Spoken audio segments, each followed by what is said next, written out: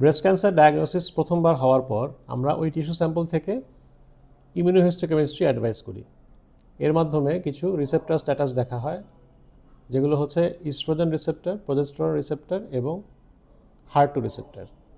এছাড়া এর মাধ্যমে Ki-67 এই মার্কারটাও দেখা হয়। এগুলো কেন জানা দরকার? এগুলোর মাধ্যমে ব্রেস্ট ক্যান্সারকে কিছু সাব টাইপে ভাগ করা হয়। যেমন যদি ER/PR পজিটিভ এবং HER2 নেগেটিভ হয়, তাহলে এটা হচ্ছে সবচেয়ে ভালো ধরনের সাবটাইপ।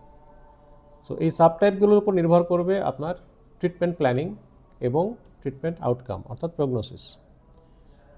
সো যদি ওই সবচেয়ে ভালো টাইপেরটা হয় ER/PR পজিটিভ এবং HER2 নেগেটিভ, সেক্ষেত্রে বেশিরভাগ ক্ষেত্রেই শুরুতে সার্জারি করা যায় এবং সার্জারির পরে ওই সার্জারির বায়োপসি রিপোর্ট অনুযায়ী পরবর্তী চিকিৎসা কেমোথেরাপি অথবা রেডিওথেরাপি নির্ভর করে। যদি HER2 পজিটিভ হয়, তাহলে এই ধরনের রোগীদেরকে অ্যান্টি-HER2 থেরাপি অ্যাডভাইস করা যায়। অ্যান্টি-HER2 থেরাপিটা অপারেশনের আগে এবং পরে দুইবারই নেওয়া যায়।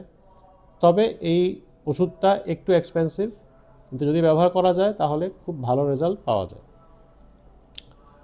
সবচেয়ে যেটা খারাপ সাবটাইপ সেটা হচ্ছে ER/PR এবং HER2 তিনটাই নেগেটিভ। এটাকে আমরা ট্রিপল নেগেটিভ বা TNBC অর্থাৎ ট্রিপল নেগেটিভ ব্রেস্ট ক্যান্সার বলে থাকি।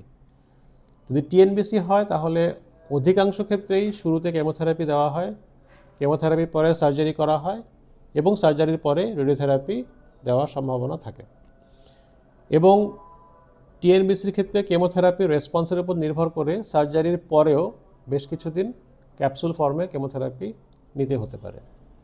এছাড়া যদি ক্যান্সারটা হরমোন রিসেপ্টর পজিটিভ হয় অর্থাৎ ইস্ট্রোজেন এবং প্রোজেস্টেরন রিসেপ্টর পজিটিভ হয়, সেক্ষেত্রে আমরা পেশেন্টের কেমোথেরাপি, সার্জারি এবং রেডিওথেরাপির পরে 5 থেকে 10 বছর হরমোন থেরাপিও অ্যাডভাইস করা হতে পারে। কাজেই ব্রেস্ট ক্যান্সারের সাবটাইপ আপনার ক্যান্সারের চিকিৎসার প্ল্যানিংকে ঠিক করে দিবে এবং এই চিকিৎসার আউটকামকেও নির্ধারণ করবে। কাজে ইমিউনোহিস্টোকেমিস্ট্রির মাধ্যমে সাবটাইপ নির্ধারণ অত্যন্ত জরুরি।